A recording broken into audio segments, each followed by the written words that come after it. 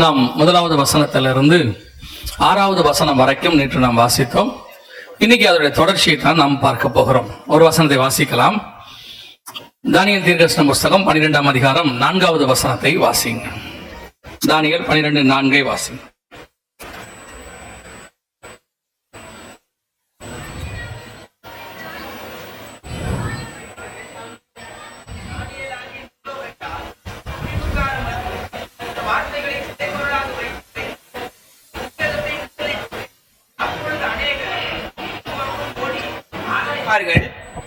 அறிவும் பெருகிப்போம் என்றான். கண்களை மூடுவோம். நல்ல தகப்பனே, சர்வ வல்லமையுள்ள எங்கள் ஆண்டவரே, இந்த அருமையான நாட்களுக்காக உமக்கு ஸ்தோத்திரம். நேற்றையிலிருந்து இம்மட்டுமே உங்களுடைய கிருபை, இரக்கம், தயவு எங்களோடு கூட இருப்பதற்காக உமக்கு நன்றி. இப்பொழுதும் தேவனாகிய கர்த்தர் இந்த மாலை வேளையில் எங்களோடு கூட இடைபடுவீராக. உங்களுடைய வார்த்தைகளை அனுப்புவீராக. காலையிலிருந்து தேவ ஆவியானவர் எங்களோடு கூட இடைப்பட்டு கொண்டிருக்கிற தயவுக்காக ஸ்தோத்திரம். ஆண்டவரே, நீர் பேசும், நீர் இடைபடும். திரும்பி போகும்பொழுது நம்முடைய வார்த்தைகளை பெற்றுக்கொண்டவர்களை திரும்பி போக கிருபை பாராட்டும். ஆசீர்வதிங்கப்பா, இயேசு கிறிஸ்துவின் நாமத்தில் பிதாவே. அல்லேலூயா. தானியேல் புஸ்தகம் 12ஆம் அதிகாரம் 4வது வசனத்துல ஆண்டவர் முத்திரைகளின் புஸ்தகத்தை குறித்து சொல்லுகிறார். ஒரு புஸ்தகம் முத்திரை போடப்படுகிறது என்று சொல்லி நாம் பார்க்கிறோம். அதே போல 6ஆம் அதிகாரம் வெளிப்படுத்தின விசேஷத்திலும் ஒரு புஸ்தகம் முத்திரைகள் உடைக்கப்படுகிறது என்று சொல்லி நாம் பார்க்கிறோம். அதில் முதலாவது முத்திரையாக 2012 வெள்ளக்குதிரை என்று சொல்லக்கூடிய சமாதானத்தை அறிவிக்கிறதாய் புறப்படுகிற ஒரு வல்லரசு யூரோப்பியன் யூனியனை குறித்து நேற்று தினத்திலே பார்த்தோம். இரண்டாவதாக 6ஆம் அதிகாரம் 2வது வசனத்துல 4வது வசனத்துல சிவப்பு குதிரையை குறித்து நாம் பார்த்தோம். இது 2019 ஒருவரை ஒருவர் கொலை செய்யத்தக்கதாக பூமியிலே வந்த மிகப்பெரியதான ஒரு கொள்ளை நோய் என்று சொல்லி நாம் பார்த்தோம். 6ஆம் அதிகாரம் 5-6 வசனத்துல வடதிசைக்கு போன கருப்பு குதிரை என்று சொல்லி பார்க்கிறோம். அந்த கொள்ளை நோயின் காலத்துல வடதிசையிலிருந்து ரஷ்யா உக்ரைன் பிரச்சனையின் மூலமாக ஆரம்பித்த உணவு பஞ்சம், கோதுமை பஞ்சத்தை குறித்து நாம் பார்த்தோம். இது மூன்றையும் நாம் நேற்று தினத்துல வேத ஆதாரத்தோடு கூட, உலக சம்பவங்களோடு கூட, வசனத்தோடு கூட இணைத்து நாம் பார்த்தோம். இன்னைக்கு நாம் பார்க்க போகிறது அடுத்த 2 முக்கியமான காரியங்களை குறித்து நாம் பார்க்க போகிறோம். அதை பார்த்துவிட்டு நாம் ஜெபம் பண்ணி முடிக்க போகிறோம். 6ஆம் அதிகாரம் வெளிப்படுத்தின விசேஷம் 6ஆம் அதிகாரம் வெளிப்படுத்தின விசேஷம் 8வது வசனத்தை வாசிக்கலாம். நான் பார்த்தபோது இதோ மங்கின நிறமுள்ள ஒரு குதிரையை கண்டேன். அதன் மேல் ஏறி இருந்தவனுக்கு மரணம் என்று பெயர். பாதாளம் அவன் பின் சென்றது. பட்டயத்தினாலும் பஞ்சத்தினாலும் சாவினாலும் பூமியின் துஷ்ட மிருகங்களினாலும் பூமியின் காற்பங்குள் உள்ளவர்களை கொலை செய்யும்படியான அதிகாரம் அவைகளுக்கு கொடுக்கப்பட்டது. இது அடுத்து நடக்கக்கூடிய மிக முக்கியமான ஒரு சம்பவம். இந்த 6ஆம் அதிகாரம் 8ஆம் வசனத்தில் சொல்லப்பட்டிருக்கிற மங்கிர நிறமுள்ள குதிரை, ஆங்கிலத்தில் பேல்ஹாஸ் என்று இருக்கும். இந்த மங்கிர நிறமுள்ள குதிரையை குறித்து அதற்கான விளக்கம் நேரடியாக கொடுக்கப்படுகிறது. முதலாவது குதிரையை குறித்து அது ஒரு உலகத்தில் வரக்கூடிய வல்லரசு அந்திகிறிஸ்துவினுடைய ஆவி என்று சொல்லி நாம் பார்த்தோம், அந்த ராஜ்யம். 2வது கொள்ளை நோய் என்று சொல்லி பார்த்தோம். 3வது பஞ்சம், அதாவது உணவு பஞ்சம் என்று சொல்லி நாம் பார்த்தோம். இது அடுத்து வரக்கூடிய மிக முக்கியமான மரணம், உலகத்தில் வரக்கூடிய ஒரு மிகப்பெரிய கலாமிட்டி அல்லது ஒரு மிகப்பெரிய ஒரு காரியத்தை ஆண்டவர் அங்கே சொல்லி இருக்கிறார். இவைகள் மூன்றும் எப்படி நம்முடைய காலத்திலே நம் கண்களுக்கு முன்பாக அடுத்து வரிசைக்கிரமாக நிறைவேறியதோ அதே போல இந்த மங்கிர நிறமுள்ள குதிரையும் நடக்க வேண்டும். இந்த காரியங்கள் எதற்கு உங்களுக்கு சொல்லப்படுகிறது, குறிப்பாக இன்று ஏன் உங்களுக்கு சொல்லப்படுகிறது என்று சொன்னால், நாம் இந்த 6ஆம் அதிகாரம் 8ஆம் வசனத்தினுடைய அந்த பர்டிகுலர் பீரியட்ல தான் நாம் இருக்கிறோம். நேற்று வரைக்கும் நாம் பார்த்தது எல்லாமே நம்ம கண்ணுக்கு முன்னாடி முடிஞ்சிருச்சு. இந்த காரியங்கள் முடியறதுக்கு முன்னாடி ஏதோ நாங்க இந்த காரியம் முடிஞ்ச பிறகு வந்து உங்ககிட்ட சொல்றோம் அப்படின்னு நினைக்காதீங்க. இதே காரியம், அந்த சிவப்பு குதிரை, அந்த கொள்ளை நோயை குறித்து இதே OMC கிரவுண்ட்ல அது வருவதற்கு முன்பதாகவே நாங்கள் சொல்லி இருக்கிறோம். அதாவது தீர்க்க தரிசனமாய் அல்ல, வேதத்தில் உள்ளதான தீர்க்க தரிசனத்தை விளக்கி சொல்லி இருக்கிறோம். WHO ரிப்போர்ட்டை வச்சு இதே ஹால்ல இதே கிரவுண்ட்ல நாங்க சொல்லி இருக்கிறோம். எதற்காக நாங்க இதை இப்ப சொல்றோம் அப்படின்னா, நாங்க சொன்னது நடக்குது அதுக்காக எல்லாம் இல்லவே இல்லை. உங்கள் விசுவாசத்திற்காக வேதத்தில் சொல்லப்பட்ட வார்த்தைகள் எல்லாம் எப்படி 100% நிறைவேறியதோ இனி வரப்போகிற காரியங்களும் நிறைவேறுகிறது. அவர் சொன்னவைகள் ஒன்றும் ஒளிந்து போகவில்லை. இவைகள் எல்லாம் எச்சரிப்பாக கொடுக்கப்படுகிறது. இது உங்களுக்காக ஏதோ ஒரு செய்தியாக சும்மா சொல்லிட்டு போவதற்காக அல்ல. மீண்டும் சொல்லுகிறேன், பரிசுத்த ஆவியானவர் வரும்பொழுது பாவத்தை குறித்தும் நீதியை குறித்தும் நியாய தீர்ப்பை குறித்தும் உலகத்தை கண்டித்து உணர்த்துவார். உணர்த்துவதற்கு தான் இந்த வசனங்கள். வெறும் பாவத்தை குறித்து மட்டுமல்ல, நீதியை குறித்து மட்டுமல்ல, நியாய தீர்ப்பை குறித்தும் அங்கே இருக்கும். அப்படி ஒரு உணர்த்துகிற வசனத்தை தான் ஆண்டவர் உங்களுக்கு சொல்லுகிறார். எனவே இந்த காரியத்தையும் இப்பொழுது நடக்க போகிற இந்த சம்பவமும் நம் கண்களுக்கு முன்பாக நடைபெற்றுக் கொண்டிருக்கிறது. நீங்கள் வேதத்தை தியானிக்கிறவர்களாக இருந்தால் 6ஆம் அதிகாரம் வெளிப்படுத்தின விசேஷத்தையும் சகரியாவின் புஸ்தகம் 1-6 அதிகாரங்களையும் இணைத்து வாசித்து பாருங்கள். ஒவ்வொரு சம்பவங்களும் துல்லியமாய் நம்முடைய காலகட்டத்திலே நிறைவேறுகிறது. ஆண்டவர் எழுதி கொடுத்திருக்கிறார், அதை விளக்கியும் கொடுக்கிறார். யாருக்கும் கிடைக்காத ஸ்லாக்கியம் நம் கண்களுக்கு முன்பாக நடக்கிறதை ஒரு ஆதாரத்தோடு கூட காட்டுகிறார். இவ்வளவும் ஆண்டவர் நமக்கு சொல்லுகிறார். நம்ம கிட்ட அவர் கேட்கிறது ஒன்னே ஒண்ணு, இவைகளை பார்த்து நீ ஆயத்தப்படு என்று மட்டும் சொல்லுகிறார். ஆனால் அப்படி ஆயத்தப்பட மாட்டோம் என்றால் அதற்கு பேர் தான் உணர்வில்லாத இருதயம் என்று அர்த்தம். மத்திய 24:37-38 வாசிக்கிறபடி, வெள்ளம் வந்து வாரிக்கொண்டு போகும் அளவும் அவர்கள் எப்படி இருந்தார்களாம்? உணர்வில்லாமல் இருந்தார்களாம். அதே நிலைமைதான் இன்னைக்கு திருச்சபைக்கு, கிறிஸ்தவர்களுக்கு, ஆவிக்குரியவர்களுக்கு. வசனம் தெரியும், ஊழியம் பண்றோம், எங்களுக்கு எல்லாம் தெரியும் அப்படிங்கிறதான ஒரு ஸ்பிரிச்சுவல் ப்ரௌட்னஸ், ஒரு ஆவிக்குரிய பெருமை இருக்கிறது. அதனுடைய விளைவு என்ன? எனக்கு தெரியும், எங்களுக்கு தெரியாதா? எங்களுக்கு தெரியாத ஒரு விஷயமா? அதுல இந்த படிப்பு வந்து சேர்ந்து கொள்கிறது. நாங்க படிச்சிருக்கிறோம், நாங்க அப்படி பண்ணிருக்கிறோம். இப்பவும் சொல்றேன், நாம் கற்றது கைமண் அளவு, கல்லாதது உலக அளவு. நமக்கு தெரிஞ்சதெல்லாம் வேதாகமத்தில் இருக்கிற அந்த சமுத்திரத்திலிருந்து சில டிராப்ஸ், அவ்வளவுதான்.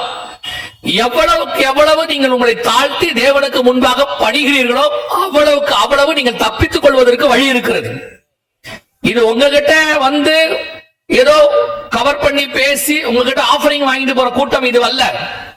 அடுத்து நடக்க போகிற மிக முக்கியமான சம்பவத்திற்கு உங்களையும் உங்கள் குடும்பத்தையும் காப்பாற்றுவதற்கு கர்த்தர் கொடுக்கிறதான எச்சரிப்பு. அதை எச்சரிப்பா எடுத்துக்கொண்டு நீங்கள் ஆயத்தப்படுவீர்களானால் உங்களையும் உங்கள் சந்ததிகளையும் நீங்கள் காப்பாற்றிக் கொள்ள முடியும். இல்ல நாங்க அப்படிதான், அதெல்லாம் நடக்காது, ஆகாது, வராது அப்படின்னு ஒரு கூட்டம் இருக்கு. அவங்க கண்ணுல இருந்து, அவங்க பேச்சில இருந்து, நடையில இருந்து எல்லாத்துலயும் பெருமை இருக்கும். உங்களுக்கு இந்த கூட்டம் ஒத்து வராது. நீங்க நடந்த பிறகு வருத்தப்படுகிற கூட்டம், ஐயோ அப்படின்னு சொல்ற கூட்டம். ஆண்டவருக்கு அந்த கூட்டத்தை விட அந்த எச்சரிப்பு கொடுக்கும் போதே ரட்டுடுத்தி சாம்பல்ல உட்கார்ந்து ஆயத்தப்படுகிற நினிவே ஜனங்களை தான் கர்த்தர் நேசிக்கிறார். ஒரு அழிவு வரப்போகிறது அல்லது ஒரு நியாய தீர்ப்பு வரப்போகிறது என்று இஸ்ரவேலிலே உள்ள ராஜாக்களுக்கு சொல்லும் போது கர்த்தருடைய வார்த்தையை அசட்டை பண்ண அந்த ஜனங்களுக்கு முன்பாக புறஜாதியார் என்று அழைக்கப்பட்ட நினிவே ஜனங்களோ கர்த்தருடைய வார்த்தைக்கு செவிசாய்த்தார்கள் என்று சொல்லி பார்க்கிறோம். வேதத்தை கையில் வைத்திருந்த இஸ்ரவேல் ஜனங்களுக்கு இல்லாத ஒரு உணர்வு வேதமே இல்லாத நினிவே ஜனங்களுக்கு இருந்தது. அதுதான் இப்பொழுது நடைபெற்றுக் கொண்டிருக்கிறது. பல நேரங்களில் வேதத்தை கையில் வைத்திருக்கிற நமக்கு இல்லாத உணர்வு புறஜாதியாருக்கு காணப்படுகிறது. அவர்கள் தேவன் பக்கம் திருப்பப்படுகிறார்கள். ஆண்டவர் சொல்றார், என் ஜனங்கள் என்னை விட்டு போனார்கள், நான் தேடாதவர்களாலே கண்டடையப்பட்டேன். இன்னைக்கு அந்த காரியம் தான் நம்முடைய காலத்திலும் நடக்குது. தயவு செய்து கொடுக்கப்படுகிற எச்சரிப்புக்கு உங்களை செவிசாயுங்கள். உங்களுக்கு இது பலவந்தப்படுத்தப்படுகிறது. உங்களுக்கு இந்த அந்த ஆரம்பிக்கும் போது சகோதரர் நல்ல ஒரு வார்த்தை சொன்னார். இந்த காலகட்டத்திலே இப்படி ஒரு வாய்ப்பு கிடைப்பது என்பதை அரிது. நமக்கு கிடைத்து இருக்கிறது. அந்த வாய்ப்பை பயன்படுத்தி கொண்டால் நல்லது. இல்லாவிட்டால் அது நடக்கும் பொழுது அடுத்து நான் சொல்லக்கூடிய இந்த சம்பவம், இப்ப நீங்க பார்க்க போற சம்பவங்கள் சில வருஷங்கள் அல்ல, கர்த்தருக்கு சித்தமானால் சில வாரங்கள், சில மாதங்களில் கூட நடக்கலாம். ஏன்னா நாள் நாளிகை நமக்கு தெரியாது. நாம் அதை ஒரு கணிக்கிறோம், அவ்வளவுதான், நடக்கலாம்.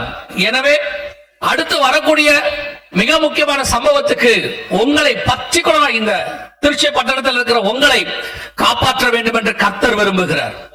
ஒரு நாள் காலையிலே வந்து மோசே சொன்னபோது, இந்த ராத்திரியிலே சங்கார தூதன் கடந்து போவான். ஒரு ஆட்டுக்குட்டியை அடித்து ரத்தத்தை பூசி, ஒரு கசப்பான கீரையை புசித்து, தடியை கையிலே பிடித்துக் கொண்டு, பாதரட்சியை தொடித்துக் கொண்டு, அரக்கட்சியை கட்டிக்கொண்டு பஸ்கா புசிங்கள் என்று சொன்னபோது, இன்னைக்கு ராத்திரியா, உடனே வா, இப்போ நடக்கும் என்று அவர்கள் கேட்காதபடி அவர்கள் ஆயத்தப்பட்டார்கள். அந்த ராத்திரியிலே அவர்கள் மீட்கப்பட்டார்கள். அப்படி ஒரு அர்ஜென்ட், அப்படி ஒரு அவசரமான செய்திதான் உங்களுக்கு கொடுக்கப்படுகிறது. காரணம், அது உங்கள் வாசப்படியிலே நடைபெற்றுக் கொண்டிருக்கிறது. 6ஆம் அதிகாரம் 8ஆம் வசனத்தினுடைய மிக முக்கியமான காரியங்கள் உங்கள் வாசப்படியில் நடக்கிறது. அனுதினமும் நீங்கள் பேப்பர்ல பார்க்கிறீர்கள். டிவியிலே பார்க்கிறீர்கள். இதையெல்லாம் அவர்கள் நமக்கு சொல்லிக் கொண்டிருக்கிறார்கள், இப்படி சம்பவிக்கிறது என்று. ஆனால் அவர்களுக்கு நாம் தான் சொல்லி இருக்க வேண்டும், உலகத்துக்கு நாம் தான் சொல்லி இருக்க வேண்டும். வேதத்தில் இப்படி சொல்லி இருக்கிறது, நடக்கிறது என்பதை குறித்து. ஆனால் நாம் நிர்விசாரமாக இருந்தபடியினால் கர்த்தர் எடுத்து அவர்களை பயன்படுத்துகிறார். பல நேரங்களிலே தீர்க்கதரிசிகள் கர்த்தருடைய வார்த்தைக்கு செவிசாய்க்காவிட்டால் தீர்க்கதரிசிகளுக்கு கழுதைகளை கொண்டு கர்த்தர் பேசுவார். அதே மாதிரி தான் இப்பொழுதும் நடைபெறுகிறது. எனவே கர்த்தருடையதான வார்த்தை நிறைவேறுகிற இடத்தில் நாம் நின்று கொண்டிருக்கிறோம். இனி காலம் கண்டிப்பாக செல்லாது.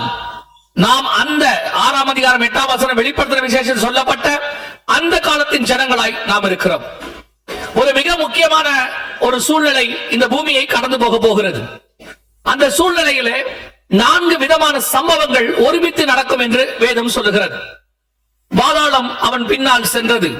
முதலாவதாக பட்டயத்தினாலும், இரண்டாவது பஞ்சத்தினாலும், மூன்றாவது சாவினாலும், நான்காவது துஷ்ட மிருகங்களினாலும் பூமியில் உள்ளவர்களை, கால் பங்கில் உள்ளவர்களை கொலை செய்யும்படியான அதிகாரம் அதற்கு கொடுக்கப்பட்டது.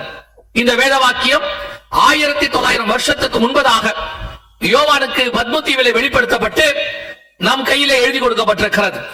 இந்த 4 விதமான சம்பவங்களில் முதலாவதாக பட்டயம் என்று சொல்லி நாம் பார்க்கிறோம். இந்த பட்டயம் என்றால் என்ன? பட்டயம் என்பதற்கு யுத்தம் என்று பொருள். சீரியரின் பட்டயம் உண்மையில் வரும், நேபுகாத்நேச்சாரினுடைய பட்டயம் உண்மையில் வரும். கோலியாத் தன் கையிலே பட்டயத்தை,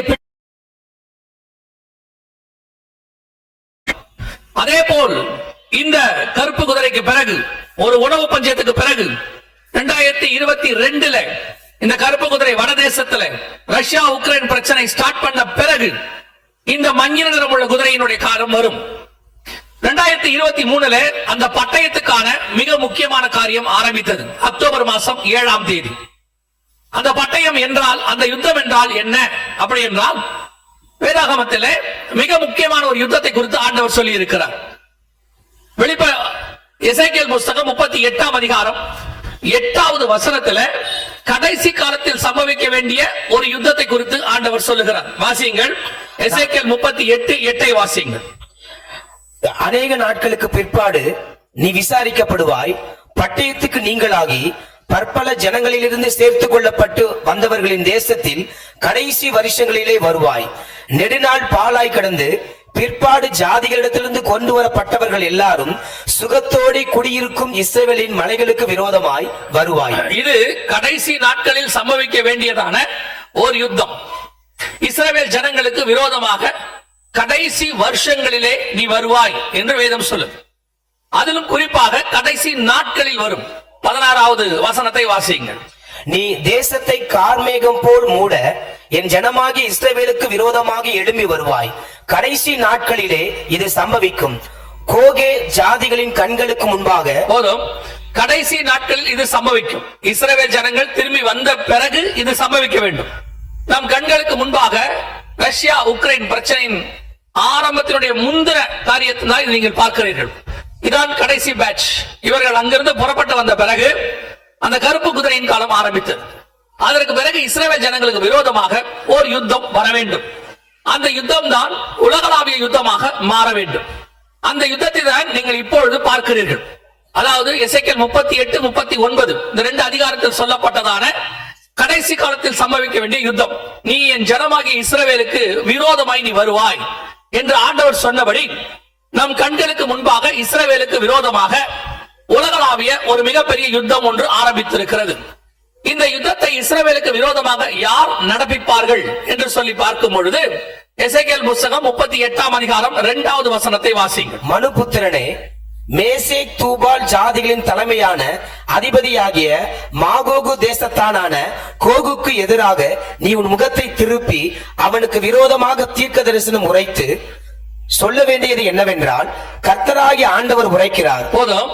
இந்த இடத்துல சொல்லப்படுகிறது, மேசேக் தூபால் ஜாதிகளின் தலைமையான அதிபதியாகிய மாகோகு தேசத்தாராகிய கோகு. ஒவ்வொரு பேருக்கு பின்னாடியும் ஆண்டவர் ஒரு மிக முக்கியமான காரியத்தை வைத்திருக்கிறார். இவர்களில் இந்த குறிப்பாக இந்த மேசேக் தூபால் ஜாதிகளின் தலைமையான அதிபதி என்றால் யார்? யாரை குறித்து சொல்லப்படுகிறது என்று சொன்னால், அந்த பேரை நான் அடுத்து சொல்லுகிறேன். இவர்கள் எங்கிருந்து வருவார் என்று வேதம் சொல்லுகிறது. வாசிங்கள். எசேக்கியேல் 39:2 வாசிங்கள். நான் உன்னை திருப்பி உன்னை 6 துருடுகளால் இழுத்து உன்னை வடபுறங்களிலிருந்து எழும்பவும். இந்த வடபுறங்களிலிருந்து எழும்ப வேண்டிய அந்த மேசேக் தூபால் இதனுடைய தலைமையான அதிபதி ரஷ்ய தேசத்தை குறித்து சொல்லப்படுகிறது. இங்கே நீங்கள் பார்க்கும்பொழுது இஸ்ரவேலுடையதான வடக்கு பக்கத்துல நீங்கள் பார்க்கும் பொழுது ரஷ்யா கோக் மாகோக் என்று இருக்கிறது. இந்த காரியங்கள் தான் சொல்லப்படுகிறது. இந்த ரஷ்ய தேசத்திற்கு விரோதமாக இஸ்ரேல் தேசத்துக்கு விரோதமாக கடைசி நாட்களில் வடபுறங்களில் இருந்து ரஷ்யா எழும்பி வர வேண்டும். பர்டிகுலராக இந்த வார்த்தை, அதாவது எசேக்கியேல் 38:2 தமிழில மாத்திரம் ஒரு வார்த்தை மொழிபெயர்க்கப்பட்டிருக்கிறது. ஆனால் மற்ற எல்லா மொழிகளிலும் அந்த வார்த்தை உண்டு. ரோஷ் என்கிறதான ஒரு வார்த்தை இங்க உண்டு. அதான் இங்க கொடுத்திருக்கிறோம் எவிடன்ஸ். அதாவது ரோஷ் என்பது ரஷ்யாவை குறிக்கிறதான ஒரு வார்த்தை. வடபுறங்களில் உள்ள ருஷே என்று மலையாளத்தில் இருக்கும். அந்த ருஷே அல்லது ரஷ்யா என்கிறதான இந்த வடபுறத்திலிருந்து எழுப்பி வர வேண்டிய தேசம் தான் கடைசியாய் வர வேண்டும். இதுல பெரிய ஆச்சரியம் என்னவென்றால், இந்த தீர்க்க தரிசனம் எழுதப்பட்ட காலகட்டத்தில், அதாவது உரைக்கப்பட்ட காலகட்டத்தில், எசேக்கியேல் காலத்தில் இஸ்ரவேல் என்கிற தேசம் அடிமைத்தனத்துக்குள் இருக்கிறது. நேபுகாத்நேச்சாரால் அடிமைத்தனத்துக்குள் கொண்டு போகப்பட்டு விட்டார்கள். இஸ்ரவேல் என்கிற தனி நாடு இல்லை. அடுத்து ரஷ்யா என்கிற தேசமே இல்லை. அவர்கள் அப்பொழுது ரஷ்யா என்கிற பெயரிலும் இல்லை.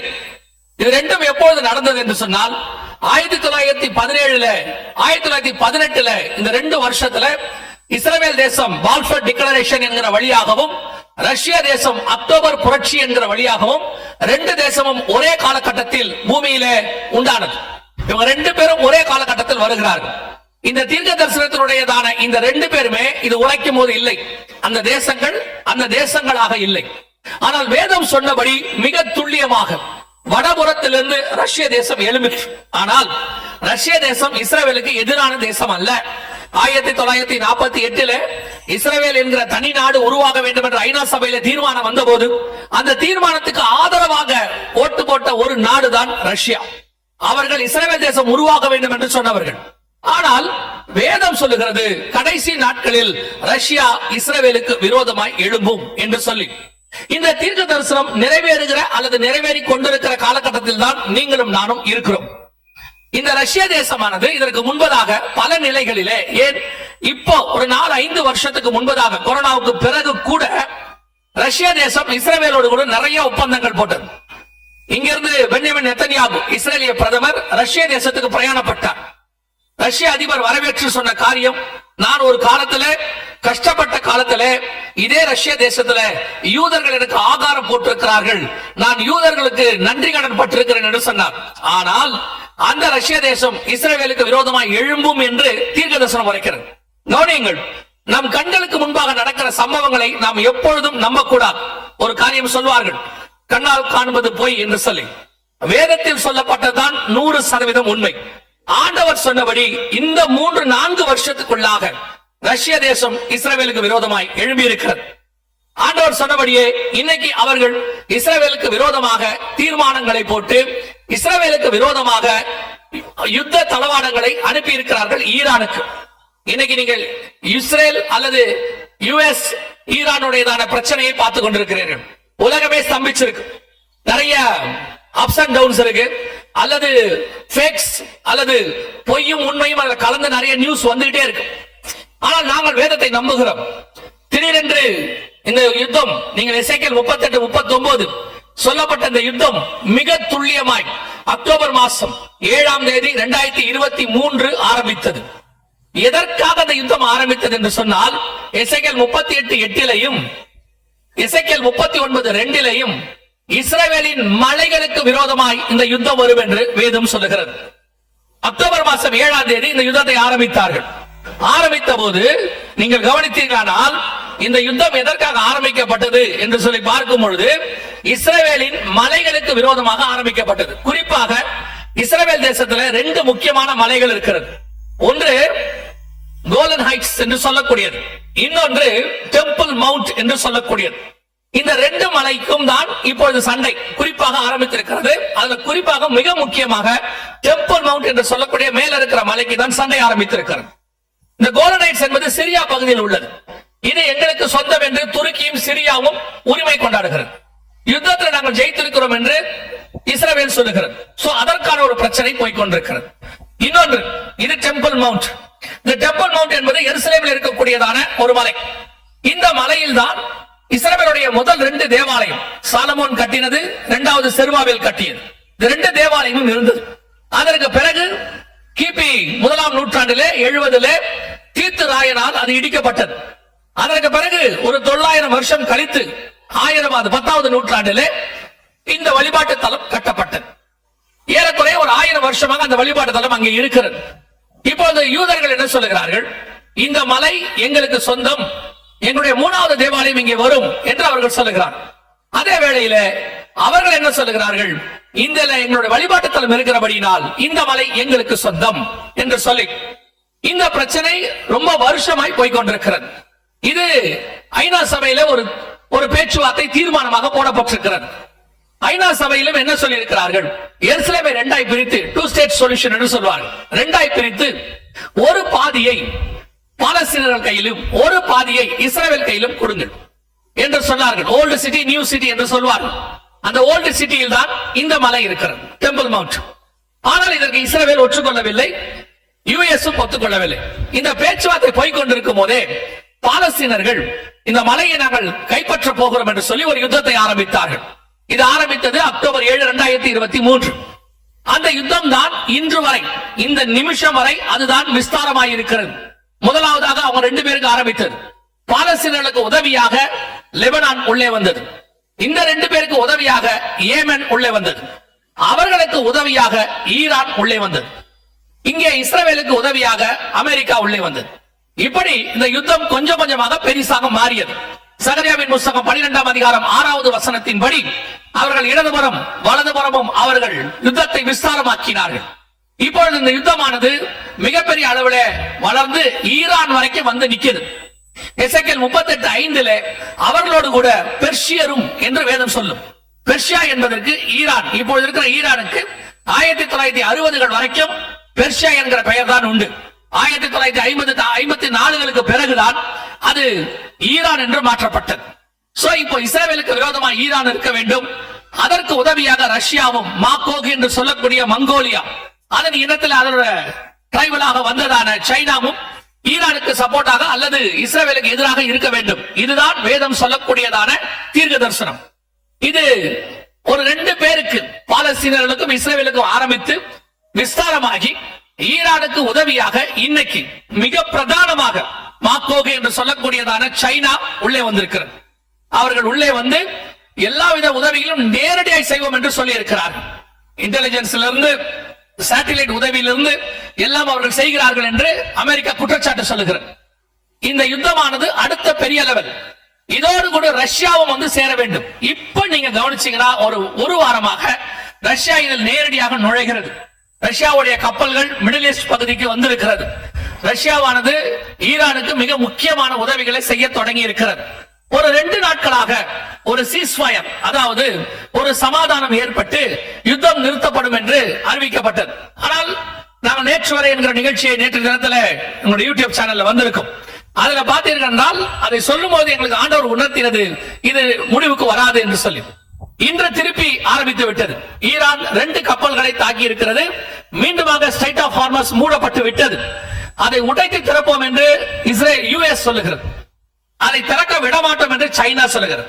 இப்போ யுத்தமானது எசேக்கியேல் 38 சொல்லப்பட்ட அடுத்த லெவலுக்கு போகிறது. இதுல இன்னும் மிக முக்கியமாக ரஷ்யாவானது நேரடியாக இதில் தலையிட வேண்டும். அவர்கள் யுத்தத்தை ஆரம்பிக்கணும், இஸ்ரவேலுக்கு விரோதமாக ஆரம்பிக்கணும். இதோடு கூட மிக முக்கியமான ஒரு நாடு துருக்கி இணைய வேண்டும் என்று சொல்லி நாங்கள் ஏற்கனவே இந்த வசனத்தின்படி பார்த்து கொண்டிருந்தோம். அதுல தொகர்மா என்று சொல்லப்பட்டிருக்கிறது, துருக்கி இணைய வேண்டும் என்று சொல்லி. இந்த யுத்தம் ஆரம்பித்த நாளிலிருந்து துருக்கி பேசவே இல்லை. ஏறக்குறைய 1 மாசத்துக்கு மேலாக அக்டோபரில் இருந்து கூட துருக்கி பேசவே இல்லை. ஆனால் இந்த 1 வார காலமாக இந்த யுத்தத்துல துருக்கி இணைந்திருக்கிறது. துருக்கி அதிபர் எரோடகன் சொல்லி இருக்கிறார், இனி லெபனான் மேலேயோ ஈரான் மேலேயோ ஒரு குண்டு இஸ்ரவேல் போட்டால் அது துருக்கியின் மேல் போட்டதுக்கு சமானம். நாங்கள் உள்ளே இறங்கி யுத்தத்தை நடத்துவோம். துருக்கி என்பது மற்ற நாடுகளை போல அல்ல, ஈரானே வலிமை வாய்ந்ததாக இருக்கிறது. துருக்கி ஈரானை விட வலிமை வாய்ந்தது. உலகத்தில் உள்ளதான மிக பிரதானமான 10 ராணுவங்களிலே துருக்கியும் இருக்கிறது. அவர்கள் உள்ளே இறங்குவோம் என்று சொல்லியிருக்கிறார்கள். இப்ப துருக்கி உள்ளே வருமானால் மிகப்பெரிய பிளவு உலகத்தில் ஏற்படும். நேட்டோ நாடுகளுக்குள்ளே எசேக்கியேல் 38 சொல்லப்பட்ட அத்தனை டீமும் அல்லது கர்த்தர் சொன்ன அந்த 2 பகுதியும் ஒன்றாய் உருவாகிறது. வேதத்தில் சொன்னபடியே துல்லியமாக பட்டயம் என்று சொல்லப்பட்ட 3ஆம் உலக யுத்தத்துக்கான மிக முக்கியமான காரியம். இப்போ இன்னைக்கு இதே வார்த்தைய துருக்கி ஈரான் சொல்லி இருக்கிறது. இப்ப நாங்கள் அந்த ஸ்டேட் ஆஃப் ஹார்மஸை மூடி இருக்கிறோம். நீங்கள் எங்கள் மேல் குண்டு ஏதாவது ஒன்று போட்டு ஏதாவது செய்வீர்களானால் அது உலக யுத்தமாக மாறும். அதற்கு நாங்கள் பொறுப்பல்ல என்று அனௌன்ஸ் பண்ணியிருக்கிறார்கள். ஆனால் நிச்சயம் இது அந்த இடத்துக்கு தான் போய்கொண்டே இருக்கிறது. எத்தனையோ அறிஞர்கள் அல்லது அனுபவம் வாய்ந்தவர்கள் அல்லது இந்த யுத்த வல்லுநர்கள் எல்லாம் நீங்கள் யூடியூப்ல பாத்தீங்கன்னா கடந்த 1 மாசமா அவங்களுடையதான ஸ்டேட்மெண்ட்ஸ் எல்லாம் நான் பார்த்துக்கிட்டே இருக்கிறேன். அவர்கள் உலகத்தின்படி கணிக்கிறார்கள். உலகத்தின்படி இல்ல இப்ப முடிஞ்சிடும், நாளையோட முடியும். ஒரு சிலர்லாம் அவ்வளவுதான், ஈரான் முடிஞ்சிருச்சு இப்படியெல்லாம். ஆனால் வேதத்தில் அப்படி இல்லை. அப்ப நாங்க இதை தொடர்ந்து வேதத்தின் வசனத்தை வைத்து சொல்லும் பொழுது இது இப்ப முடியாது என்று சொல்லி, நான் ஒரு மிகச்சிறந்த ராணுவ மேஜர் அவருடைய சேனல் ஒன்று இருக்கிறது, அதை வாட்ச் பண்ண, அதை பார்த்தேன். அவர் என்ன சொல்றாரு, ஏன்னா ஒரு மிகச்சிறந்ததான ஒரு யுத்தத்தை கணிக்கக்கூடியவர். அவர் இந்த யுத்தம் முடிஞ்சிடும் என்று சொல்லி ஒரு 2 வாரத்துக்கு முன்னாடியே சொல்லிட்டார். நான் ஆச்சரியப்பட்டேன், இவ்வளவு சொல்றாரு, ஆனா வேதத்தின்படி இது முடிவுக்கு வராது என்று. இது முடியவில்லை, அடுத்த லெவலுக்கு போயிருச்சு. ஏன்னா அவர் அப்பவே முடிஞ்சிடும் அப்படின்னு சொல்லிட்டார். ஈரான்லாம் முடிஞ்சிருச்சு, ஈரான் இனி க்ளோஸ், இனி ஈரான் இருக்காதுன்னு சொன்னார். எதுக்கு சொல்றேன்னா, அவர்கள் அறிவிலே அவர்கள் தெரிந்ததை சொல்லுகிறார்கள், அதுவும் தப்பல்ல. ஆனால் யாராலையும் கணிக்க முடியாத ஒரு விஷயத்தை 2000 வருஷத்துக்கு முன்பதாக நம்முடைய வேதம் துல்லியமா எழுதி வைப்பதற்கு போதுமானதாக இருக்கிறது. அல்லேலூயா. நான் அதுக்கு தான் எப்பவும் சொல்லுவேன், உலகத்தார் சொல்லுகிறதை நம்புகிறோமோ இல்லையோ, ஆனால் வேதம் சொன்னதை நம்பணும். பரிசுத்த வேதாகமத்தில் சொல்லப்படுகிற காரியங்களை நம்ப வேண்டும். ஏனால் கர்த்தருடைய வார்த்தை, வானமும் பூமியும் ஒளிந்து போனாலும் கர்த்தருடைய வார்த்தை ஒரு நாளும் ஒளிந்து போகாது. அல்லேலூயா. ஒருவேளை இன்னைக்கு இருக்கிற ஜென்சி, இன்னைக்கு இருக்கக்கூடியதான தலைமுறை இளைஞர்கள் அவங்க கேட்பாங்க, எசேக்கியேல் புஸ்தகம் ஏறக்குறைய 2500 வருஷத்துக்கு முற்பட்டது. இன்னைக்கு உள்ள யுத்த முறைகள் என்பது வேறு, நியூக்ளியர். இன்னைக்கு உள்ள யுத்த முறைகள் என்பது ட்ரோன்ஸ், அதான் மிக பிரதானமாக யூஸ் பண்ணப்படுகிறது. இந்த காலகட்டத்தில் உள்ளதான யுத்தங்களை குறித்து 2500 வருஷத்துக்கு முன்பாக பழையதாக இருக்கக்கூடிய இந்த வேதாகமத்தில் என்ன இருக்கும்? இன்னைக்கு நிறைய பேர் பைபிள் படிக்காம இருக்கிறதுக்கு யூத்ஸ், அதுக்கு என்ன காரணம் அப்படின்னு கேட்டா, அவங்களுக்கு இந்த கூகுள் பைபிளை விட மோர் நாலேஜ் ஃபுல்லாக நினைக்கிறார்கள். கூகுள்ல சொல்றது எல்லாம் கரெக்டா இருக்கும் அப்படின்னு நினைக்கிறாங்க. ஆனா உங்களுக்கு ஒண்ணு தெரியணும், கூகுள் என்பது மாறிக்கொண்டே இருக்கும். இன்னைக்கு ஒண்ணு சொல்லும், நாளைக்கு இதை விட அட்வான்ஸா ஒண்ணு சொல்லும். இன்னைக்கு சொன்னது தப்புன்னு நாளைக்கு சொல்லும். ஆனால் வேதம் ஒரு முறை எழுதப்பட்டது, அது மறுமுறை மாற்றப்படவே இல்லை. அது ஒரு முறை சொன்னது, இன்னைய வரைக்கும் சொன்னதே. கர்த்தர் ஒரு முறை சொல்லி மறுமுறை மாற்றுகிறவர் அல்ல. எழுதினதே 2500 வருஷத்துக்கு முன்பதாக கர்த்தர் எழுதினவைகள் அத்தனையும் நான் எப்பவும் சொல்வேன், இன்னைக்கு உலகம் அப்டேட் ஆகும். எப்படி அப்டேட் ஆகும் தெரியுமா? தன்னை அப்டேட் பண்ணிக்கொள்ளும். ஆனா இந்த வேதம் இருக்குது, அது எழுதும் போதே எட்டர்னல் வரைக்கும் அப்டேட்டட் வெர்ஷனாக எழுதப்பட்டது. ஆண்டவரே சொல்லிட்டார், no more corrections, no more alterations. இதோட எதையும் சேர்க்கவும் சேர்க்காத, எதையும் குறைக்கவும் குறைக்காத, ஆல்ரெடி அப்டேட்டட். ஆனா இத படிக்கிறதுக்கு ஒரே ஒண்ணுதான் ஆகணும், நாம அப்டேட் ஆகணும். இது சொன்ன இடத்துக்கு நாம வந்தாதான் இது புரியும். இது நம்ம இடத்துக்கு வராது. இது ஏற்கனவே பல கிலோமீட்டர் முன்னாடி இருக்கு. நாம போய் இதோட சேர வேண்டியதுதான் பாக்கி. நமக்கு தான் இது புரியாமல் இருந்திருக்கிறதே ஒழிய, இது ஒரு நாளும் தவறுதலாக ஒரு கருத்தை கூட இதுவரைக்கும் பதிவு செய்ததே கிடையாது. நான் சொல்லுவேன், உலகத்தில் ஒரு புஸ்தகம் இத்தனை 1000 தடவை சோதிக்கப்பட்டு, அறிஞர் பெருமக்கள் இருந்து நாத்திகர்கள் இருந்து எத்தனையோ பேர் இந்த வேதத்தை பொய்யாக்க வேண்டும் என்று எத்தனையோ மத தலைவர்கள் இருந்து இதை எப்படியாவது பொய்யாக்கிடணும்னு இந்த ஒரு புஸ்தகம், இந்த ஒத்த புஸ்தகத்துக்கு விரோதமா எத்தனை சாம்ராஜ்யங்கள், எத்தனை ராஜாக்கள், எத்தனை இசங்கள், கம்யூனிசம், நாசிசம், பாசிசம் என்று எத்தனை இசங்கள், அத்தனையும் போராடி பார்த்து அத்தனை பேரும் மண்ணை கவி இருக்கிறார்கள். இது ஒரு முறை கூட இன்னும் தோற்கவில்லை. ஒரே ஒரு முறை கூட இது தோற்கவில்லை. அதுதான் இந்த வேதத்தினுடைய மகத்துவம். இதை ஜெயிக்கிறவர்கள் இதுக்கு முன்னாடியும் இல்லை, இதுக்கு பின்னாடியும் இல்லை. ஒரே ஒரு தடவை கூட இது இன்னும் ஃபெயிலியர் நாம நிரூபிக்கல. அத்தனை முறை, லட்சக்கணக்கான முறை இது சோதிக்கப்பட்டிருக்கிறது. நான் எப்பவுமே ரொம்ப மேன்மையா ஒரு காரியத்தை கருதுவேன். என்னன்னா, இந்த தேவனை அறிகிற அறிவை நமக்கு கொடுத்தாரு பாருங்க. நம்ம படிப்பை வச்சோ அல்லது நம்முடைய குலத்தை வச்சோ கோத்திரத்தை வச்சோ எல்லாம் கொடுக்கல. நம் மேல் வைத்த கிருபை, இதை தெரிந்து கொள்ளும்படி கர்த்தர் கிருபை தந்தாரு. அதுதான் இருக்கிறதுலயே மேன்மை. அது போதும் என்பேன். உலகத்துல எது தெரியுதோ தெரியலையோ, இயேசு கிறிஸ்து மெய்யான தேவன் எனக்கு தெரிஞ்சிருச்சு. இந்த பரிசுத்த வேதாகமம் கர்த்தருடைய வார்த்தைன்னு தெரிஞ்சிருச்சு. இது ரெண்டு போதும் நான் பரலோகத்துல போய் சேருவதற்கு. உலகத்துல இருக்கிற அத்தனையும் படிச்சு இந்த ரெண்டு தெரியாவிட்டால் நஷ்டம். உலகத்துல இருக்கிற ஒருவேளை எதுவுமே தெரியல, இந்த ரெண்டு மட்டும் தெரிஞ்சிருந்தா போதும், நித்திய ஜீவன் லாபம். அல்லேலூயா. உங்களுக்கும் எனக்கும் கர்த்தர் அதை தெரியப்படுத்தி இருக்கிறார்.